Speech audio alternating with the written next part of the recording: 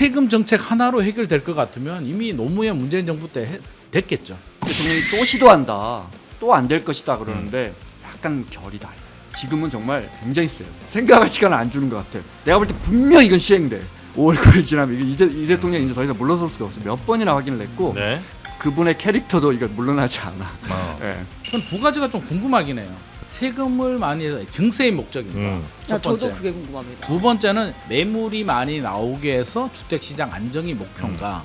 여전히 한국 사회는 네. 서울에 요지에 집을 사면 유리해요.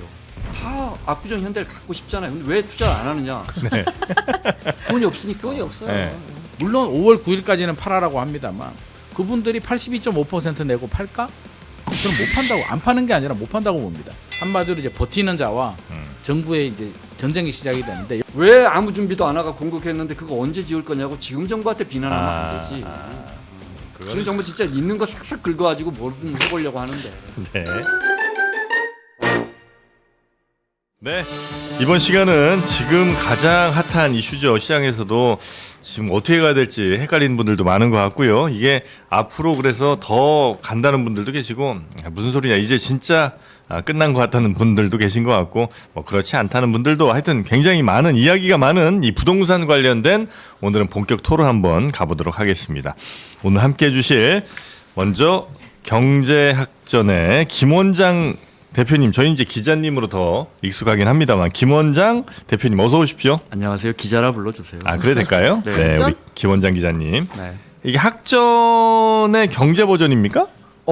맞아요. 그 학전 옛날에 그 김민기 유명한- 소장의 네네네. 한자도 똑같아요. 아, 그걸 이제 경제 오마주 하신 교육하는 주식회사를 하나 주위분들이 하나 만들어 주셔가지고 네. 조그만하게 시작을 했습니다. 아 이게 경제 교육을 하는 곳이군요. 네. 아 풀뿌리 경제 교육을 한번 해보자 해서 네. 자본금을 조금 모았습니다. 아유 고맙습니다. 자 경제학전의 김원장 대표님, 우리 김원장 기자님 함께하시고요. 그리고 부동산경제연구소 김인만 소장님 오셨습니다. 안녕하세요, 김인만입니다. 네 반갑습니다. 항상 시크한 느낌. 시크하다고요? 약간 아닌가? 전혀. 아 그래요? 시크합니다. 제 네. 매력 포인트입니다. 우리 저 김인만 소장님 함께하시고요. 그리고 부동산도 오늘 세 분 토론이라고 봐야죠. 최윤경 기자님. 네, 안녕하십니까. 네. 현실 부동산, 실제 부동산에 가장 강한 분, 네, 우리 최윤경 기자님도 함께 계시고, 일단 우리 기자님께서 조금 요거는 끌어주시면 좋겠습니다. 저는 뭐 부동산 쪽이 좀 약해갖고, 네. 일단 이 대통령은 굉장히 강한 지금 레토릭 언어를 지금 구사하고 있습니다. 네, 대통령이 이제 SNS에다가 계속해서 말씀을 하고 있잖아요. 네. 이번에 무조건 부동산 잡겠다. 이 망국적 투기로 얼룩진 부동산 잡겠다라고 이야기를 했습니다. 그것의 첫 단추가 물론 이제 앞에 공급 대책을 발표를 했고요. 최근에 가장 이제 정책 메시지를 강하게 내고 있는 것은 5월 9일이면 다주택자의 양도세 중과 유예가 끝난다. 이 말 너무 어려운데 아무튼 다주택자는 5월 10일부터는 집 팔면 양도세를 더 많이 내게 될 거야. 이제 이렇게 원래 많이 이야기했어요. 내야 되는데 그걸 좀 덜 내게 해줬다가 그거 끊는다. 이제는 원래 내야 될 거를 다 낼 수밖에 없을 거다. 이 얘기죠. 네, 5월 9일자로 그게 끝나는 거고 다만 이제 그날까지 계약서 쓰면 한 석 달은 이제 저 핵심 지역들은 봐주고 그다음에 조금 주변부들은 한 6개월까지는 봐주고 맞나요 이게? 네, 그럴 것 같아요. 네, 확정입니다. 확정이죠? 네네. 네, 아마 없습니다. 네. 아마라고 얘기하면 혼납니다 오늘. 아마라고 하면 안 될 것 같습니다. 그럼요. 제 인생에서 빼겠습니다. 아마. 자 그렇게 되면 현장 시장에서는 어떤 반응들이 조금씩 나오는지 뭐 두 분이 좀 알려주시면 좋겠습니다. 일단 저부터 소장님, 말씀드릴까요? 현장 반응은 있죠. 뭐 사실 세금은 가장 중요한 직접적인 어떻게 보면 나의 이익을 국가로 내야 되는 세금이기 때문에 네. 반응이 있는데 일단 대체적으로 이게 시장에서 긴가민가 했거든요. 네. 진짜 중과세 어떻게 되지? 5월 9일인데 왜 얘기를 안 해주지? 작년 가을까지만 하더라도 6개월 정도면 얘기를 해줘야 되는데 집을 팔려면 6개월의 시간이 걸리는데 이제 올해 지나가고 3개월밖에 안 남았으면 에이, 더 하겠지 쉽지 뭐. 않겠다. 네. 지방선거도 있으니까라는 분위기가 팽배했는데 연장 되겠지 하는 분위기가 많다가 100일 남겨놓고 이제 전격적으로 이제 SNS를 네. 통해서 이제 선언을 했습니다. 확정이라고 봐야겠죠. 그렇게 네. 되면 이제 여러 부류들이 있습니다. 다주택자들 중에서도 팔 생각이 전혀 없는 분들. 뭐 예를 들어서 뭐 다세대 건물을 가지고 있는 분들도 네. 있고 아파트를 여러 채 가진 사람들도 있는데 그 중에 팔 생각이 없는 분들도 있고 있는 분들도 있는데 있는 분들 같은 경우는 중과세가 5월 9일 이후에 팔면 세금이 무지무지합니다. 진짜 3주택 이상이면은 최고 세율이 82.5%까지 올라갑니다. 네. 그럼 10억 남으면 8억 세금 내고 2억이 내 통장에 들어오는데 2억도 남는 돈이냐? 그동안 대출이자 내고 종부세 내고 처음에 취득세 냈을 거 아니에요. 취득세도 내고 취득세는 물론 필요 경비를 빼주긴 합니다만 네. 종부세는 안 빼줍니다. 그런 거 따져보면 손실입니다. 그럼 큰일 났죠. 그러면 팔아야 되니까 이제 매물을 내놓는데 네. 아직은 시간이 5월까지는 좀 남아 있단 말이에요. 그럼 우리가 통상적으로 심리적으로 이제 설 추석이 있으면 네. 아유 명절 쉬고 고민하자. 라는 심리들이 강하기 때문에 네. 지금 강남 쪽은 10% 정도 늘어난 것으로 지금 조사가 되고 매물이? 있고요. 매물이. 그러면 제가 현장을 잠실이나 이런 쪽에 좀 모니터링을 해보니까 그 금매가 나오더냐. 소장님 잠실 왜 이렇게 좋아해요? 잠실이 저는 모니터링 표본이라고 생각합니다. 항상 잠실 보이시죠. 서초구 그래요? 강남구는 약간 그들만의 리그. 뭐 약간 사실 사치제 느낌이고. 사실 60억 아파트가 매물이 나오는 게 그게 뭐가 뭐 의미가 궁금하겠습니까? 있겠어요, 그게. 근데 또 너무 노원구로 가게 되면 약간 노원구는 사실 매물이 줄었습니다. 너무 오히려. 노원구는 뭐예요? 너무 북쪽으로 가게 되면 오히려 매물이 줄었고요. 강남 네. 3구 그러니까 네. 한마디로 전문직이나 좀 괜찮은 분들이 노력하면 들어갈 수 있는 좋은 아. 지역 또 재건축을 통해서 표본이 많아요. 한 2만 세대 정도 있기 아. 때문에 저는 통계적으로 보더라도 표준화된 표본이 많아야만 아. 신뢰도가 높기 때문에 잠실을 가게 되니까 금매가 조금 나오는데 예를 네. 들자면 28억 5천인데 뭐 5천 깎아서 28억 정도 아, 또는 급하다 급해. 아파트에 따라서 앞동과 뒷동이 있으면 네. 앞동이 로얄동이거든요. 네. 조금 비싼 1억 정도 비쌌는데 뒷동 가격 정도로 내놓는데 아. 지금은 그 정도 분위기고요. 설 지나고 아마도 시간이 5월 9일이면 계약까지거든요. 네. 이게 잔금까지면 마음이 더 급해요. 그렇죠. 아. 그러면 5월 8일 계약해도 되고 5월 9일 계약해도 되거든요. 그러면 아마도 제 생각에는 한 4월 정도 넘어가게 되면 아마 금매물 호가가 더 내린 금매물도 좀 나오지 않을까 기대를 하고 있습니다. 네. 지금은 아직 큰 변화는 아닌 것 같고 약간의 물량이 좀 더 나오긴 하지만 아직은 움직이진 않는 것 같고 집주인들도 반응을 보고 설 지나 눈치 좀 계속 보시겠군요 사람들이. 옛날 우리 그 대학교 저 때만 하더라도 이제 학력고사 같은 거잖아요. 그럼 마지막에 원서 밀어넣을 때 눈치 작전이 굉장히 치열했는데 이번에도 그렇게 되지 않을까 개인적으로 생각을 해봅니다. 그래요? 네. 진짜 실력 있는 사람들은 눈치 안 보고 그냥 딱딱 집어넣죠. 대학 들어갈 때도. 저도 눈치 보고 냈어요. 아, 그러셨어요? 알겠습니다. 자, 그래서 지금 이거는 확실히 시장에 시그널 준 거고 시장은 아마 여기에 반응할 수밖에 없다고 보시나요? 우리 김원장 기자님은?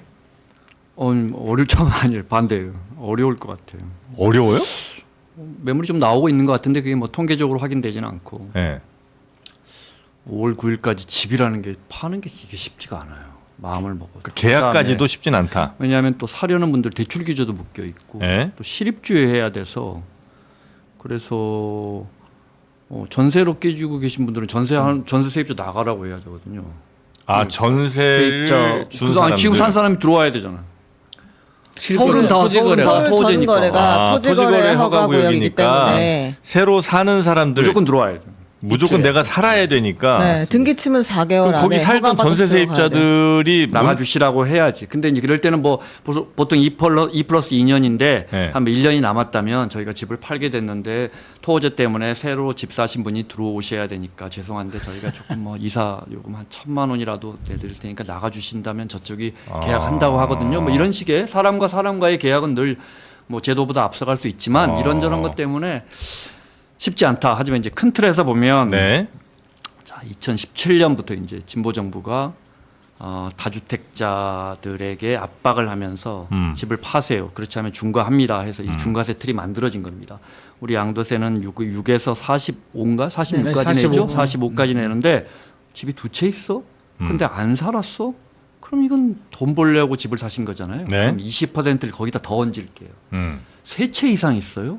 그럼 이건 뭐 가가지고 확실하네요. 이적인 네. 거죠. 돈 벌라고 사신 거잖아요. 네. 그러면 아까 말씀드린 그 6에서 45에 30%를 더 얹어줄게요. 거기에 지방세 얹으면 이제 김인만 소장님 말씀하신 것처럼 82%가 나와요. 그런데 어떤 분들이 보면 그분들도 사실은 리스크를 안고 산 거 집값 내려갈 수도 있는 거죠. 네. 그런데 시장 경제하면서 80%를 세금으로 떼가는 건 너무한 거 아니냐. 근데 이쪽 시각에서 보면 근데 왜 서울은 지금 분명하게 다주택자는 나쁜 거라고 우리가 10년, 20년 동안 그렇게 정책 프레임을 잡고 있는데 당신이 그걸 알면서 중과 제도가 들어와 있는데 그걸 갖고 있으면서 그걸 4년 동안 유예해 줬는데 그동안에 팔지도 않으면서 이제 와서 80%를 낸다고 하면 어떻게 하느냐. 이 주장이 저는 정말 반반씩 엇갈릴 것 같긴 해요. 그동안 그만큼 기회를 주고 팔 수 있는 시간을 줬는데도 네. 안 팔아놓고 근데 왜 이제 와서 징징대냐. 근데 네. 그게 이제 본격적으로 자 이제 과세 합니다 할 때 이제 정권이 보수 정권으로 넘어갔는데 거의 1년 전에 중과세 조금만 유예해 주세요라고 문재인 정부에 각을 세웠던 사람이 누구냐면 대통령 후보 이재명 이재명이에요. 후보였어요. 그래서 뭐 김부겸 총리랑 당정협이 막 미뤄지고 그래 약간 불협화음이 났어요. 이 대통령 굉장히 현실주의자잖아요. 네. 안 될 것 같아. 조금 더 시간을 주자. 그 이 사람들이 집을 팔고 나갈 시간을 주자. 그래 진짜 대통령 매물이 생각이 나올 바뀌었어요. 테니까. 이 대통령 바뀌었는데 그래서 그래서 큰 틀에서 보면 그때 이제 우리가 흔히 그 진보 정권에서 이미 그렇게 다주택자들을 세게 세금으로 밀어붙여서 안 됐는데 또 대통령이 또 시도한다. 또 안 될 것이다 그러는데 약간 결이 달라요. 이번에는 정말 그때는 자 1년씩 1년 더 줄게요. 그때까지는 팔세요. 중과합니다. 우리 중과 제도 다 만들어놨고 시행됩니다. 이렇게 갔다면 지금은 정말 굉장히 세요. 끝. 예. 그리고 뭐랄까 생각할 시간을 안 주는 것 같아. 안 팔 거면 내가 볼 때 분명 이건 시행돼. 5월 9일 지나면 이 대통령이 이제 더 이상 물러설 수가 없어. 몇 번이나 확인을 했고 네. 그분의 캐릭터도 이거 물러나지 않아. 예. 분명히 시행되는데 생각할 시간도 없어. 당신 세금 많이 낼 거면 지금 나가면 당신 10억 벌었으면 5억 정도의 세금 낸다. 1주택자면 2억 정도, 2주택자면 한 3, 4억 정도 내는데 몇 달 지나면 기회 없어라고 분명한 시그널을 줘서 네. 강하게 압박하고 있어서 정말 이건 시장의 승리냐 아니면 정책의 승리가 될 것이냐 이건 지켜봐야죠. 이제. 근데 만약에 어떤 집주인이 야 이번 정권에서 집하는 건 포기해야 되겠다. 다음 정권 바뀌면 또 그때 양도세 좀 유예해 주겠지. 요 생각하고 버티면. 그러면 보유세가 있는데 네. 제가 볼 때는 그 이제 6월 지방선거 끝나고 7월쯤 이제 부동산 세제 개편이 나올 건데 예. 그때까지 지금 서울 집값이 좀 잡히고 있거든요. 네. 서울이라는 것도 제가 늘 강조도 하지만 음. 사실 오르는 데만 오르는 거예요. 그러니까 서울 25개 구가 네, 있는데 네, 여전히 네, 네, 11개 구는 4년 네. 전보다 집값이 내렸어요. 예. 그런데 집값이 좀 잡히는 것 같다 그러면 제가 볼 때는 만지작거리기만 하고 이게 계속 간다. 서울 한강벨트 중심으로 계속 가는데 이게 문제는 옆으로 번지는 게 문제거든. 네. 그러면 이제 보유세 카드 꺼낼 거예요. 그러면 이제 정부로 이야기한 것처럼 나는 갖고 있을래. 뭐 세금도 비싸게 받는데 나 정권 바뀔 때까지 갖고 있을래 하는데 보유세가 이게 아무리 점진적으로 올린다 해도 집값도 따라 올라가면 네. 세율을 안 올려도 이것저것 장치 때문에 공시가격이 올라가기 때문에 800만 원 나왔다, 1000만 원 나왔다, 1200만 원 나왔다 이러면 부담이 되죠. 그 집값 오르는 게 더 그래도 폭이 클 테니까 아무리 세금이 커봐야. 오늘 제가 드리고 싶은 말씀이 거기에요. 예. 우리 시장의 가장 근본적인 문제는 이런 양도세나 뭐 이런 공급 문제 어디서 발생하냐면 지금 집값이 올라가고 그것을 갖고 있는 게 더 유리한 시장이라는 거예요. 지금 아직도 여전히. 한국 사회는 예. 서울의 요지에 집을 사면 유리해요. 그러니까 정프로나 나나 김민만 소장이나 우리 최 기자나 다 압구정 현대를 갖고 싶잖아요. 근데 왜 투자를 안 하느냐? 네. 돈이 없으니까. 돈이 없어요. 네. 예. 그래서 거기에 우리에 맞는 투자를 하는 거잖아요. 네. 우리에게 맞는. 예. 그럼 있는 사람들은 당연히 거기서 하면 더 갈 거라는 거는 믿음이기도 하고 현실이기도 하고 그런 거예요. 유리해요. 그럼 선진국은 왜 제가 늘 말씀드리지만 선진국은 왜 이렇게 막 보유세 부담을 높이고 막 이렇게 하느냐. 뭐 취득세 같은 경우도 영국 굉장히 높은데 다주택자가 두 채 이상 사면 150만 파운드 이상이면 17%를 세상에 그러니까 얼마요? 30억 주택 사면 뭐 5억 원을 취득세 내라고 하는데 도대체 왜 이렇게 다주택자를 힘들게 할까 선진국은. 예. 너희들이 집값이 계속 오르더라. 런던 아니고 밴쿠버도 그렇고 시드니도 그렇고 어디든 다 올라. 주택은 부족해. 너희도 좀 부담해. 너희도 시세 차익을 올리잖아. 이렇게 밸런스를 맞추려고 노력하는데 우리 이게 기울어져 있어요. 집을 갖고 있는 게 유리해. 그러니까 강남 한복판에 있는 분들은 10년, 20년 하다가 이제 30년째 안 팔아. 공급이 안 나와. 공급이 안 나오니까 새로 지어야 돼. 지을 데는 없어. 지을 데는 없어. 그러니까 짓는다고 말만 하고 잘 안 지어져. 정권마다 공급 대책을 화려하게 내놓지만 절반도 이행이 안 돼. 이 모순이 계속 돼. 어쨌든 계속 사는 게 유리하네 그러면. 맞아요? 뭐 결과적으로 버티면 유리할 수는 있겠죠. 저는 이 구조가 이제 와. 원장님 말씀하셨듯이 모두가 다 올라가는 게 아니잖아요. 올라가는 데만 올라가고 예. 뭐 지방에서 보게 되면 서울만 올라가고 서울에서 보면 한강벨트가 많이 올라가고 예. 이런 근데 생각해 보면 이제 수요와 공급이잖아요. 모든 경제학의 가격은 수요와 공급인데 좋은 지역들은 수요는 많은데 공급이 부족하기 때문에 올라갑니다. 그러면 이걸 해결하려면 결국에는 공급을 늘려주든가 수요를 줄여주든가 이 두 개가 돼야 되는데 저는 이걸 현 정부의 문제라고 생각하지는 않습니다. 이게 굉장히 좀 고질적으로 한 적어도 30년 동안은 이 고질적인 문제를 방치한 결과인데 뭘 방치했냐면 생각을 한번 해보자고요. 지금 공급이 부족하다. 서울에 뭐 빈 땅이 없는 거는 맞는데 아파트가 약 한 188만 채 정도 되거든요. 서울에. 네. 네. 서울 땅에 188만 채가 적냐 그러면 저는 적지 않다고 봅니다. 네. 그럼에도 불구하고 왜 항상 부족하냐면 네. 수요가 과잉이기 때문이죠. 네. 수요가 넘쳐요. 지금 또 아마 신학기 되잖아요. 또 좋은 대학교를 찾아서 지방에서 또 많은 젊은 수요들이 가구 분화해서 올라올 겁니다. 예. 그분들이 좋은 데 취직하게 되면 수도권에 또 남아 있습니다. 일자리가 다 있기 때문이죠. 그러면 이런 구조를 보게 되면 결국에는 서울에 모든 게 다 있습니다. 일자리도 있고 좋은 백화점도 있고 좋은 학교도 대학교도 있고. 있고 학교도 있고 인프라도 좋고 문화도 좋고 한강도 있고 외국인들도 많고 뭐 모든 게 다 갖춰져 있기 때문에 이 대한민국 지금 우리가 선진국이잖아요. 이 좋은 나라에 좋은 지역에 압구정이나 강남은 거기서 더 좋은 데인데 여기가 수요가 몰리지 않는다? 자본주의 모든 돈이나 사람을 빨아들이고 있기 때문에 근본적으로 저는 이게 해결하기가 세금 정책 하나로 해결될 것 같으면 이미 노무현 문재인 정부 때 됐겠죠. 노무현 대통령이 뭐라고 얘기했냐면 제가 기사 내용을 찾아보니까 2005년도에 하늘이 두 쪽 나도 부동산 집값 문제 반드시 잡겠다라고 강력한 의지를 표명을 했거든요. 안 됐고 문재인 대통령도 마찬가지인데 이번에도 저는 좀 아쉬운 게 있어요. 보유세 올리는 거 오케이. 좀 부담은 늘어나야죠. 네. 자기가 감당할 수 있는 예. 주택을 가져야 됩니다. 그러면 외국도 아마 밸런스를 맞출 거예요. 보유세가 높아지면 거래세, 취득세, 양도세는 좀 내려줘서 쉽게 사고 팔 수 있게 만들어줘야 되는데 우리가 지금 가고자 하는 길이 문재인 정부 때도 저는 좀 아쉬웠던 게 보유세 올리는 거 오케이. 그러면 양도세라도 좀 취득세라도 내려줘야 돼. 다 중과세예요. 그러면 자 팔고 싶어요. 보유세가 부담스러워. 나 팔고 싶어. 3주택인데 물론 5월 9일까지는 팔아라고 합니다만 그분들이 82.5% 내고 팔까? 저는 못 판다고 안 파는 게 아니라 못 판다고 봅니다. 그러면 5월 9일까지는 뭐 금매물이 좀 나올 수는 있는데 네. 5월 9일 지나면 이제 매물이 안 파는 게 아니라 못 판다니까요. 매물이 잠깁니다. 그러면 그 다음에 이제 보유세 카드가 나올 겁니다. 야, 압박을 줘요. 야, 너 팔아라고 하면 이제 한마디로 이제 버티는 자와 정부의 이제 전쟁이 시작이 되는데 여기서 개인들은 이제 생존을 해야 되거든요. 그러면 아마도 이런 전략을 할 겁니다. 강남 한 채, 강북에 한 채 있으면 강북 집을 팔고요. 네. 서울 집 한 채, 경기도 한 채 있으면 경기도 집을 팔고요. 네. 지방 집 있으면 지방 집을 팔 겁니다. 어떻게든 똘똘한 한 채는 가지고 갈 겁니다. 아, 강유정 대변인처럼.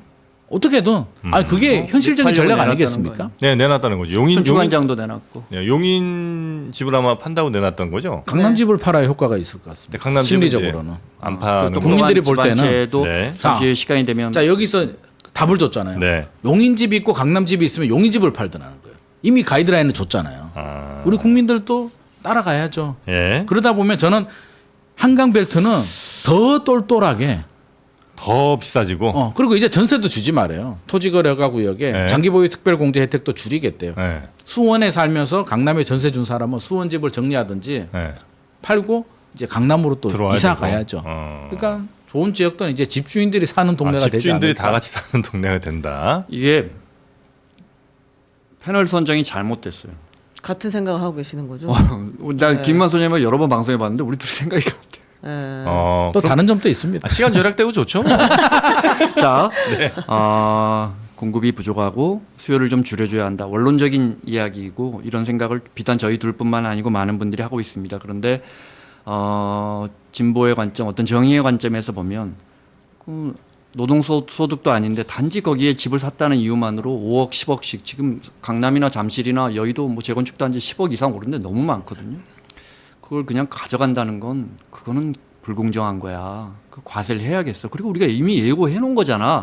라는 건 논리적으로는 맞습니다. 그런데 시장은 참 논리적으로 안 통할 때가 많아서 네. 저는 소장님 말씀하신 것처럼 보유세는 선진국처럼 점진적으로 올려가되 양도세 좀 통계적으로도 우리가 선진국보다 높거든요. 그래서 이런 걸 좀 풀어줘야 되는데 정부 생각은 이재명 대통령 생각은 다른 것 같습니다. 그 정책이 효과가 있을지는 아까 말씀드린 것처럼 우리 지켜봐야겠고 네. 지금 공급 이야기를 하셨으니까 집이 부족하다고 말합니다.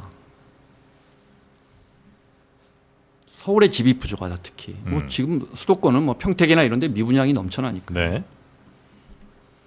그럼 서울에 지금 아파트 180만 채라고 그랬어요. 네. 서울이 우리가 보통 부동산 하는 사람들이 320만 채, 380만 채 이렇게 하는데 그 통계가 왜 바뀌냐면 주택. 다가구 때문에 그래요. 다가구라는 게 한 집에 집은 한 채인데 통계적으로 그 안에 5가구도 평균적으로는 5.2가구가 살아요. 아 빌라 같은 것들. 그러니까. 네. 네, 그러니까 그걸 합치면 그게 380, 390만 가구까지 돼요. 네네네. 근데 뭐 복잡하게 생각하지 마시고 그중 절반이 아파트예요. 예. 그게 무슨 말이냐면 나머지는 주택과 연립 빌라 다세대인데 주택 수는 별로 없으니까 빌라가 서울에 굉장히 많아요. 네.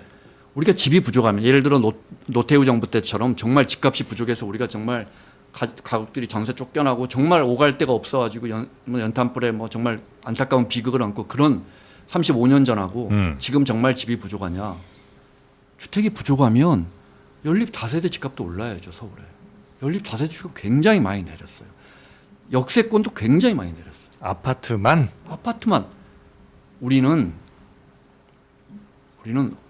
집을 원하고 집이 부족한데 집값이 오를 집이 부족한 거예요. 나도 마찬가지. 우리 그런 집을 사고 싶어. 우리는 그냥 집 아니야. 아니에요. 나는 그냥 집값 오르는 거 바라지 않아요. 내 가족들하고 안락하게 정말 따뜻하게 평생 살고 싶은 그렇게 집 살고 이거 아니고. 싶어요라고 하지만 우리 마음속엔 그래도 오르면 좋지. 오름 좋지. 나도 오르고 싶어. 왜냐? 오르면 좋죠. 그들은 10억, 20억, 30억씩 오르는 걸 사실 그들이 많지도 않아. 근데 언론이 매일같이 그걸 증폭시키니까 네. 나도 사실은 오르고 싶어. 나도 열심히 일하는 사람이란 말이야. 나도 열심히 저축했고 네. 우리 집사람도 열심히 일했고 그런 욕구인데 그 욕구를 어디까지 충족시켜 줄 수 있을까? 안 되거든. 예를 들어 내가 맨날 선진국 이야기해서 너무 죄송하지만 선진국이 뭐 답이에요? 그렇지만 그러면 런던 집값 말할 것도 없고 뭐 우리하고 소득이 비슷한 뭐 멜번이든 시드니든 마드리드라든지 밴쿠버라든지 이런 우리하고 경제 규모가 비슷한데 다 집값 오르고 공급 다 부족해. 그러면 한번 찾아보세요. 진짜 구글링을 해보세요. 연간 신규 주택 공급이 얼마나 되는지. 정말 많아봤자 4만 가구 이 정도 돼. 정말 파리는 이제 그랑파리라 그래가지고 파리 주변을 우리 수도권처럼 엄청 키워서 한 5만 8천 가구 막 때려 붓는데 그것도 잘 안 돼. 그럼 왜 선진국은 이게 잘 안 될까? 그럼 반대로 우리가 지금 경기도가 2030년까지 60만 가구를 공급하겠다고 목표는 화려하게 세워놨는데 이런 정책 목표를 갖고 있는 나라는 캄보디아, 베네수엘라, 아디스아바바 이런 나라. 어? 에티오피아. 그러니까 우리는 이미 도시가 갖춰지고 소득이 그만큼 됐는데도 너무너무 집을 갖고 싶은 거야. 주택 보급률도 60% 정도 돼서 선진국 진짜 우리보다 소득이 4배 높은 룩셈부르크 이런 데가 65% 70%고 이 정도 되면 더 이상 주택 보급률이 안 올라가요. 아무리 돈을 벌어도 안 올라가. 싱가포르 같은 도시국가만 빼면. 근데 우리는 언론도 그렇게 말하고 집이 부족해 하면서 집값이 오르는 걸 바라면서 그러면서 요지에 살고 싶으니까 주택 공급을 계속 해야 돼 하는 이 이데올로기에 빠져버렸는데 정작 정프로 이야기한 것처럼 지을 땅은 없거든. 그럼 지을 땅은 어디냐? 경기도 이렇게 수도권에 신도시 택지예요. 그 신도시 택지를 뭐 벌써 몇 년 전에 3기 신도시 택지를 지정했어요. 안 팔려. 남양주 왕숙도 안 팔려. 건설사들이 뭐 집이 부족하다며 그럼 팔려야지. 건설사들도 땅을 샀고 심지어 건설사들이 분양받은 땅조차 몇 년째 분양을 안 하니까 정부가 그거 다시 계약금 돌려주고 회수해서 우리가 시행할까 이러고 있어요. 수요도 없는데 집이 부족해만 하고 있는 거야. 집은 정작 부족하죠. 안 부족하다는 게 아니고 부족해. 더 지으면 좋아. 우리도 압구정 현대 가고 싶잖아. 압구정 현대 더 지었으면 왜 이렇게 좋겠어. 꽂히셨어요 압구정 현대. 더 들어가면 좋겠어. 그렇지만 과한 면이 있어요. 과한 면이 있어서 소장님 말씀하신 것처럼 수요도 공급을 하면서 수요도 적당히 누그러뜨려줘야 되는데 그것이 일반적으로는 저는 과세가 좋은 정책이라고 생각하지는 않지만 선진국만큼 이렇게 점진적으로 보유세 올려가는 게 그나마 답이 아닐까. 그 뭐 태릉이니 용산이니 이런 데 막 만몇천 채, 만채 뭐 8천 채 이렇게 들어간다고 하는 건 그거는 불가능해요? 선생님 제가 먼저 말씀드릴게요. 네. 이건 이제 선생님 훨씬 더 깊이 알고 계실 텐데. 네. 아니 나 그전에 그래서 이게 왜 되겠냐? 이게 착공이 2028년에 가능하다. 막 이렇게 막 정부를 비난하던데 내가 대통령 편드는 건 아니고 대통령 된 지 지금 7달인가 8달 됐을 텐데 네. 아니 그러면 지난 정부에서 이미 해가지고 이번 정부에서 착공하든지 하지 지난 정부는 뭘 했길래 지난 정부도 다 발표는 했었어요. 근데 말씀드렸죠. 잘 안 돼. 민원도 많고 예를 들어 태릉 CC도 만가구 공급한다고 했는데 네. 그 경관이 안 좋다고 해가지고 문화재청에서 지금은 뭐 문화재청 이름 바뀌었잖아요. 국가유산청. 국가유산청 네. 안 된다고 하는 걸 네. 어거지로 우리가 아파트를 집어 넣으려고 하니까 네. 그래서 이번엔 그러면 밑에를 한 2-30m 파내고 네. 우리 13층까지만 지을게요. 그래서 네. 2,800가구로 줄이고 네. 이렇게 정부가 많이 협의해서 가져왔어요. 네. 용산 역세권도 누가 보면 오세훈 시장이 반대해서 우리 정부에서는 10,000가구를 지으려고 했는데 오세훈이 뭐 8,000가구밖에 안 된다고 때를 써서 뭐 이게 어떻게 될지 모르겠다 그게 아니고 오세훈 시장도 그거 아파트 짓고 싶어 하는데 잘 보세요. 용산 역세권 우리가 거대한 록범기처럼 2008년까지 거대한 상업지구로 네. 국제 교역 도시로 만들려고 네, 했었어요. 네, 네. 그게 실패하니까 결국은 제일 쉬운 아파트. 아파트 부산 센텀이라든지 네. 뭐 저기 뭐야 마린시티 같은 거 원래는 다 뭐 IT 무슨 융합지구 국제 해양 하기 안 되니까 네. 전부 아파트 때려지었잖아요. 지금 아파트밖에 없어요. 그래서 부산 경제 좋아졌어요.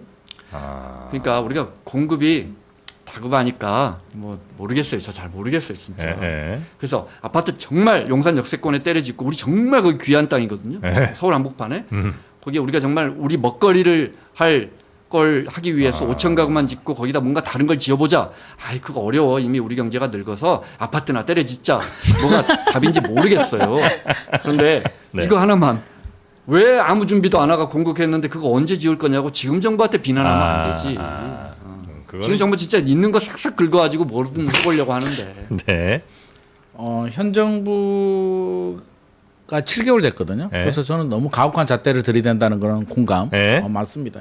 사실 문재인 정부는 3년 정도 기다려줬거든요. 네. 그래서 저는 현 정부한테 왜 이렇게 가혹한 잣대를 들이대냐고 하면 저는 개인적으로 문재인 정부 때문이라고 생각합니다. 문재인 정부 때 국민들이 3년을 기다려줬고 이번에 공급대책 내용을 보게 되면 이 중에 70%는 문재인 정부 때 지정했던 한다고 것입니다. 했던 아. 근데 한 개도 안 했습니다.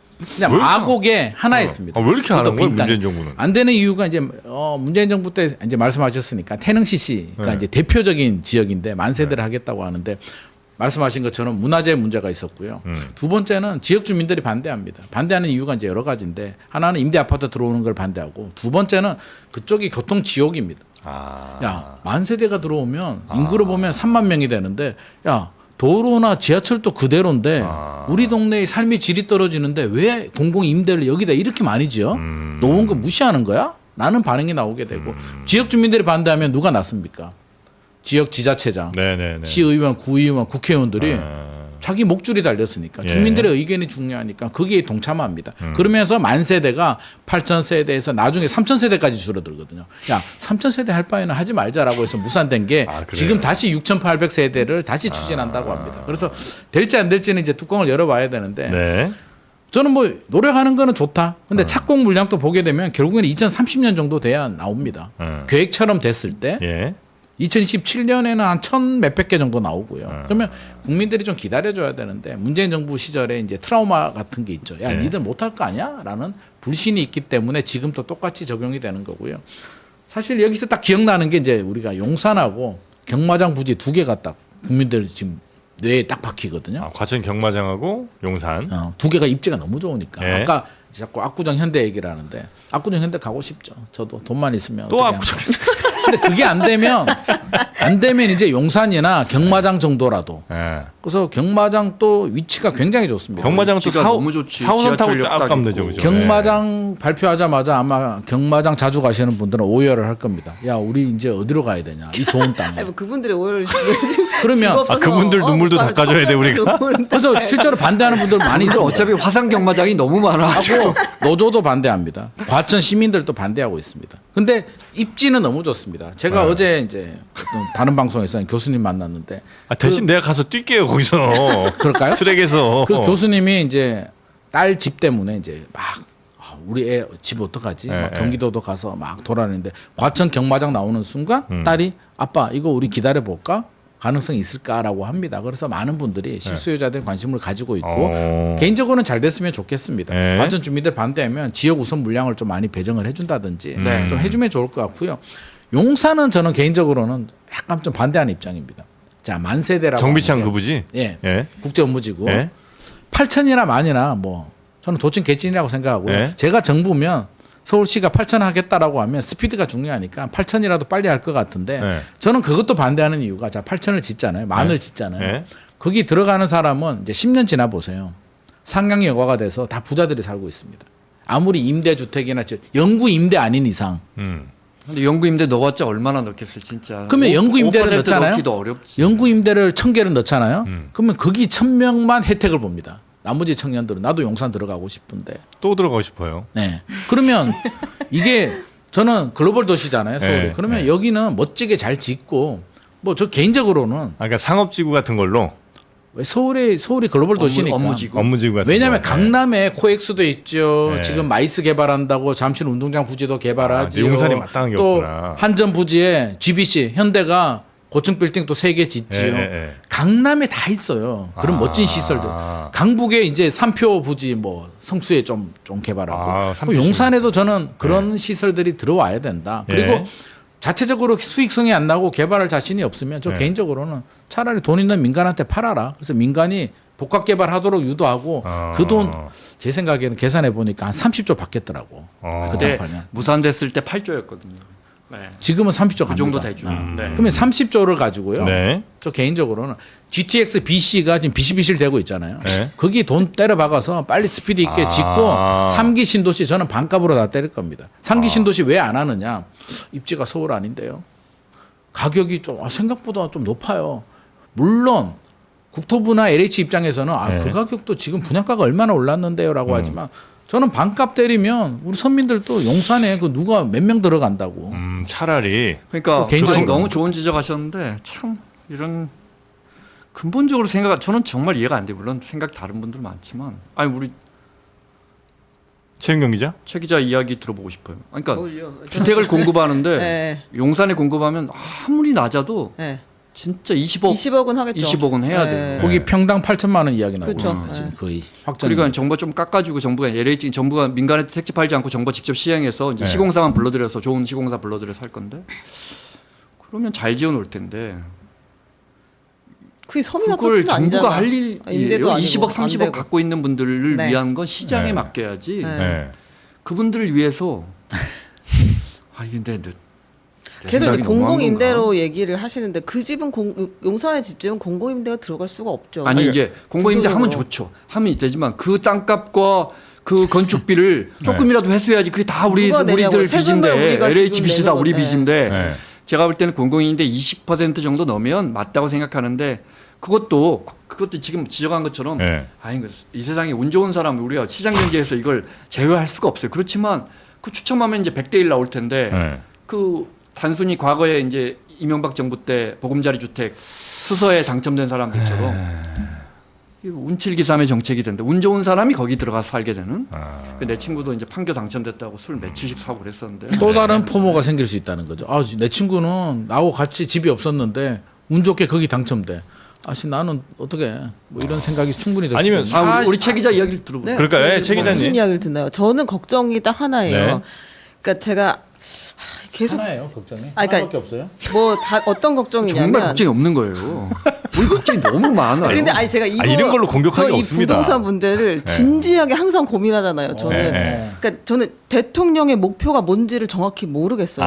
지금. 그 문제 의식이 있어요. 뭐냐면 그러니까 원하는 뭔 것이 말인지 알겠다. 가격을 강남 낮추는 거죠. 3구와 커졌다. 아주 좋은 한강 지적이야, 진짜. 벨트의 집값을 하향 안정화하겠다는 것이냐. 왜냐면 네. 다른 지역은 집값을 잡을 필요가 지금 없어요. 없지. 내려가서 집값이 문제지. 올라와야 되는 내려가서 상황인데 문제지야. 집값이 아, 예를 좋은 들면 지적이야. 좋은 노도방이나 지적이야. 금강구의 집값이 올라와야 갑자기 이 사람들이 칭찬 그걸 팔고 좀 더 자기가 생각했을 때 원하는 지역으로 이사를 가거나 집을 늘릴 수 있는데 네. 여긴 집이 지금 집값이 죽어 있다고 이제야 이제 조금씩 올라오는 것 같은데 아무튼 대통령의 정책 목표가 강남 3구와 이제 그 수도 한강 한강 벨트에 벨트. 있는 집값을 안정화시킨다. 궁극적으로는 하향 안정화시키고 투기 세력이 들어가는 걸 막는다는 게 목표라고 한다면 저는 양도세 중과는 거기에 맞는 정책은 중과 유예 폐지는 그거랑 상관없는 정책이라고 생각해요. 그 얘기는 왜냐면 강남에 2주택자가 하나를 팔면은 또 부자가 그 집을 사겠죠. 부자들의 리그입니다. 그거는. 그렇다고 집값이 떨어지냐? 떨어지지 않습니다. 그 돈을 주고 사는 거죠. 뭐 그냥 조금은 지금. 떨어지겠지. 한 5천만 원에서 매물이 1억 늘어난다면. 떨어지. 압구정 현대 125억짜리가 120억에 나오겠죠. 그러니까 그거는 일반 그 주택 못 사겠다. 공급이랑은 상관이 없어요. 제가 이해하기로는. 그리고 네. 만약에 양도세 중과 유예 전에 팔아라 급매가 나온다 그러면 네. 이제 경기도 지역의 급매가 나오겠죠. 서울의 외곽 지역의 급매가 나올 겁니다. 네. 근데 그러면 거기는 뭐 사고 싶은 사람이 사면 좋은데 당연히 좋죠. 그때 지금 사셔야 됩니다. 제가 생각했을 때는 사야 될 사람 사야 돼. 근데 그게 집값을 우리가 목표한 바대로 안정화시키는 전략이냐? 저는 그건 아니라고 생각해요. 네. 그러니까 이제 양도세 중과 유예를 폐지하는 건 오케이 좋은데 그게 집값 잡는 거랑 상관없다는 생각 하나라. 하시고 싶은 말씀이 많았어요. 그리고 네. 어떻게 보유세를 참았어요? 더 늘리는 거는 지금 기정사실이잖아요. 예정된 미래입니다. 이거는 지방선거 끝나면 보유세는 당연히 더 늘릴 거예요. 네. 근데 보유세를 늘리는 것이 또 집값을 잡는 정책이냐, 하향 안정화시키는 정책이냐, 저는 그게 아니라고 본다는 거예요. 말씀하신 대로 다주택자들이 처분을 해서 1주택자가 돼요. 보유세가 오르면 그 집을 팔까요? 팔 수 팔고 어디가? 없습니다. 어디 갈 데가 없어요. 그럼 그 사람들이. 왜요? 양도세 내고 그러면 더 이제 작은 집을 가거나 더 이제 회사랑 먼 집을 가야 되겠죠. 그러면 사람들이 버티지 그걸 팔아가지고 보유세가 무서워서 그만둔다 이렇게 그럼 그런 서울과 선택을 비슷한 다른 나라의 코어 도시들은 그 보유세가 어떻게 감당이 됩니까? 예? 아니, 그러니까 제가 말은 보유세를 늘린다고 해서 징벌적으로 막 집값을 10%씩 내라고 할 수는 없는 거잖아요. 그래서 당연히 압박이 되긴 될 텐데 네. 한 1% 수준으로까지 올라오고 한다고 하면 이걸 팔고 나서 내가 양도세도 일부 내고 그다음에 이사비를 들인 다음에 새로 또 중개 수수료를 내서 다른 집으로 갈 때의 그 손해랑 네. 이 집에서 보유세를 내고 버티고 있을 때의 그 비용을 생각할 거라고요. 그 뒷부 앞부분은 많이 동의하고요. 네. 뒷부분은 많이 동의 못합니다. 예를 들어 의사들이 전부 피부과만 한다고 한다면 아 그래? 정부가 해야 할 일은 근데 왜 의사들이 피부과를 한다는 게 시장 경제에서 굉장히 합리적 결정이구나. 의사들에게 피부과에 베네핏을 줄여주고 우리에게 정말 중요한 외과라든지 산부인과 이런 곳에 베네핏을 늘려줘야겠다 하는 게 정부입니다. 근데 피부과 의사가 많으니까 피부과를 좀 많이 늘려줘야겠다. 수요가 많으니까 피부과를 좀 많이 짓게 해줘. 정부 청사에도 이게 정부가 할 일이냐. 그래서 저는 공급을 그다음에 그래서 그 수요를 예를 들어 피부과로 당신이 정말 좋은 대학 나오고 누가 봐도 똑똑한 의사인데 당신이 쌍꺼풀 전문적으로 해서 한 달에 5억씩 벌어? 그러면 과세할 수 있는 거예요. 그러니까 하는데 그렇게 해서 그 수요를 네. 눌러주는 것이 저는 공공과 정부의 역할이라고 보는 거죠. 아니, 좋은데. 그거를 징벌적이라면 징벌적이라고 말하지만 네. 그렇게 따지면 세금 우리가 보유세 실효세율이 지금 0.15고 미국은 한 1% 되는데 이게 네. 징벌적이라고 말하신다면 휘발유는 55%가 세금인데 아니에요. 그게 징벌적이라고 하지 않았어요. 네, 10% 정도의 징벌적 과세를 할 수는 없지 않겠느냐. 네, 1% 수준이 될 텐데 네. 그러면 사람들이 그거를 팔고 가지 않고 버틸 거라는 게 제 생각이에요. 5% 10% 매기면 몰라도 네. 1% 갖고 과연 이게 뭐 효과가 있겠냐. 1% 되게 보유세 1% 굉장히 무거워요. 커요. 큰데 네. 그걸 이제 팔 만큼의 동의 요인은 안 될 것 같다. 뭐 저도 의견을 좀 드립니다. 와, 좀 급한 분들이 막 최민경 그 입 다물어라 막 이러시는데 최윤경입니다. 최윤경 최 아니고 최윤경 기자입니다. 이상하다고 계속 이름 똑바로 아니 장르만 여의도 보는 사람이 우리 최 기자 이름을 몰라요. 아니 그 급했나 봐. 막 그 입 뭘 다물라고 그래 막. 급해요. 일단은 저는 네. 뭐 앞서서 말씀드렸듯이 이제 보유세를 점진적으로 올리는 거 오케이. 네. 오케이인데 이제 그 정책의 네. 목표가 뭔지라고 했는데 뭐 여러 가지 워딩을 많이 합니다. 다주택자들 규제라든지 음. 망국적 투기라든지 던지는데 저는 두 가지가 좀 궁금하긴 해요. 그러니까 세금을 많이 해서 증세의 목적인가? 첫 번째. 저도 그게 궁금합니다. 두 번째는 매물이 많이 나오게 해서 주택 시장 안정이 목표인가? 가 궁금해요. 그래서 증세의 목적이라는 얘기는 징벌적 과세를 두들겨서 세금도 거두고 못 견디게 해서 그냥 막 강제로 팔게 만드느냐, 아니면 매물을 나오게 하는 게 목적인지 이게 궁금한 거고요. 이제 네. 1주택자는 이제 조금 이따 얘기를 하고 그러면 증세가 목적이면 뭐 보유세 올리게 되면 뭐 당연히 매년 세금이 따박따박 나옵니다. 굉장히 효과적인 정책이에요. 보유세가 왜 취득세, 양도세는 거래를 안 하면 거둘 수가 없는 세금이기 때문에. 네. 당연히 거래량이 줄어들겠죠. 양도세 중과세 하게 되면 안 팝니다. 근데 보유세를 올리게 되면 매년 세금을 거두기 때문에 증세 입장에서는 굉장히 좋은 정책이다. 아니, 거래는 잘 안 네. 된다. 증세되지만 매물도 나올 수 있는 거니까 예를 들어서 몽둥이로 82.5%에 그러니까 못 몽둥이로 판다니까. 엉덩이를 빵 때리면 엉덩이도 아프지만 먼지도 털리잖아요. 네. 그러니까 이게 증세를 만약에 하게 되면 세금 많이 또 걷어지지만 사람들이 많이 파니까 매물도 많이 올라가는 건 아니에요? 매물이 기다려보시죠. 올라가려면 이제 못 버티면 던지는데 네. 우리가 동업을 해도 내가 작년만 아니, 근데 여의도 하고 너무 동업을 해도 다주택자만 5대 이야기하시네. 5잖아요. 아니요, 보통 사람은 일주택자 일주택자는 이제 얘기하는 얘기를 거예요. 하려고요. 네. 다주택자들은 일단 네. 매물이 나오게 하려면 다주택자들이 매물을 내놔야 된다. 왜냐하면 1주택자가 팔고 전세로 가야 되는데 전세는 더 고달픕니다. 지금 전세 매물 찾기도 어렵고요. 월세 가격도 올라갑니다. 네. 그래서 집 하나는 이제 지키려고 하는 심리가 있기 때문에 다주택자들이 매물 내놓게 하려면 보유세 부담을 주되 저는 출구는 만들어주자. 합리적으로. 아, 팔 수 있게. 기원전 7세기 전에 기원전 7세기요? 거기까지는 이솝이 안 가시는 게. 이솝 우화가 이제 이솝이 네. 그때 사람입니다. 네. 그래서 나그네 옷을 벗기는 이야기가 아. 있잖아요. 나그네 옷을 누가 벗겼습니까? 햇볕 정책 나갑니까? 바람이 아니라 햇볕인데 저는 네. 자 때렸죠. 바람 한번 붑니다. 네. 보유세 바람. 그 다음에는 양도세는 햇볕을 줘야 된다고 생각합니다. 아. 그러면 제가 아이디어를 주면 그냥 내려주면 명분이 없잖아요. 아니 부자 감세 논란도 있는데 그러면 두 가지 아이디어가 있는데 하나는 제가 항상 주장하는 거지만 네. KB 시세 대비 10% 급매로 팔면 네. 저렴하게 팔면 양도세율을 10%포인트 깎아주자. 아. 20% 저렴하게 싸게 팔면 팔면 45가 아니라 양도세. 25% 해줄게. 그러면 저는 저 같으면 팔아야 된다. 20억을 16억에 팔고 저는 절세 받겠습니다. 아, 싸게 내는 거의 오히려 이익일 수도 있겠는데 어떤 경우에는? 그러면 국가가 네. 손해냐? 자 매수자는 이득이죠. 20억을 16억에 그렇죠. 삽니다. 그렇죠. 집주인 또 혜택을 봐요. 국가는 손해냐 그러면 손해가 아닌 게 안 팔리던 집이 팔리잖아요. 취득세, 새 취득세가 지자체, 어. 양도세 25%라도 받잖아요. 아, 새로운 아이디어인데. 자 이게 첫 번째 아이디어. 예. 두 번째 아이디어는 이제 다른 교수님이 말씀하신 건데, 예. 자 국가가 어차피 세금을 받아요 양도세. 예. 개인 또 가지고 가는데 혜택을 줘야 되잖아요. 근데 그냥 주면 이게 재투자가 들어가요. 예. 그러면 맞아요. 어떻게 하냐면 재투자가 안 들어가게 하려면 10억이 남았는데 국가가 5억, 개인이 5억을 가져간다면 좋아 5억 내가 안 받을게. 대신 네가 받은 5억도 합해서 10억을 국민연금에다 넣어. 그럼 너가 연금으로 매월 500, 600씩 받게 해줄게. 오. 다주택자들한테 물어봤거든요. 엄청 많습니다. 하겠답니다. 왜? 아, 그래요? 어차피 국가에 5억 내야 될 걸 내 연금에 넣고 월 500씩 받는 거 너무 좋답니다. 그러면 어떤 효과가 있느냐? 재투자가 막죠. 부동산으로 들어가는 거. 500 받으면 그 돈 뭐 할까요? 주식 투자도 하고 소고기도 사 먹고 차도 바꾸고 아. 소비가 엄청 늘어납니다. 손해는 누가 본다? 그냥 국가가 손해 보는데 보유세를 받으니까 다른 사람한테 받을 거잖아요.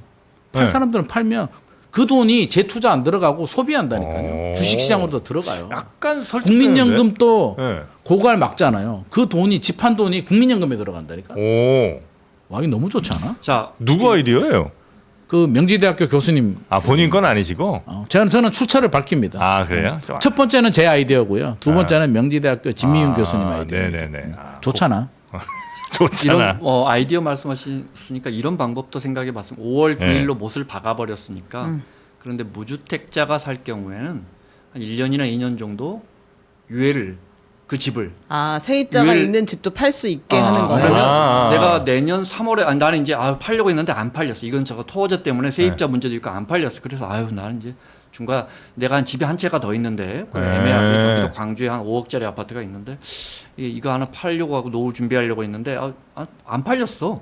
정부는 5월 9일까지 팔으라고 했는데 그래서 이게 2주택 중과를 해서 세금 한 50% 내게 생겨. 그동안에 이게 한 5억 정도 올라서 근데 이거 대충 한 5억 올랐는데 한 2억 정도 세금을 내야 되니까 이게 노후에 이게 너무 아깝거든. 그래서 안 팔려고 했는데 내년 3월쯤 됐는데 어떤 사람이 집을 산다고 하는데 이게 무주택자인데 정부가 무주택자는 소급해서 양도세 깎아줘요.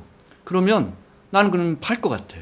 그 다음에 근데 문제는 사는 사람 무주택자가 돈이 없는데 대출을 못 가놨거든. 네. 그래서 이런 경우에는 대출도 조금 높여줬으면 좋겠어. 아 좋다. 이런 경우에는. 이런 거 필요합니다. 그래서 그리고 아까 말씀하신 것처럼 보유세 기본적으로 우리 세수 총량에서 보유세가 거래세보다 훨씬 낮아요. 재산세가 많을 것 같지만 양도세와 취득세가 정말 정부한테 큰 특히 이제 지방세로 가는데 굉장히 큰 알짜배기예요. 무슨 네. 말이냐면 자꾸 집을 사고 팔게 만들면 정부는 세금 따봉이에요. 네. 그래서 보유세 이렇게 올려주는 척하면서 이렇게 하면서 거래가 늘어나게 해야 되니까 그럼요. 그래서 양도세를 깎아주자는 게 이제 저하고 김만 소장님이나 제 주변에 많은 분들 생각인데 정부는 일단 양도세를 자, 이건 우리 생각이고 중요한 건 대통령 생각이 우리랑 다르니까. 예. 그렇다면 저는 요 방향 전환은 어떨까? 요것만 말씀드리고 싶어요.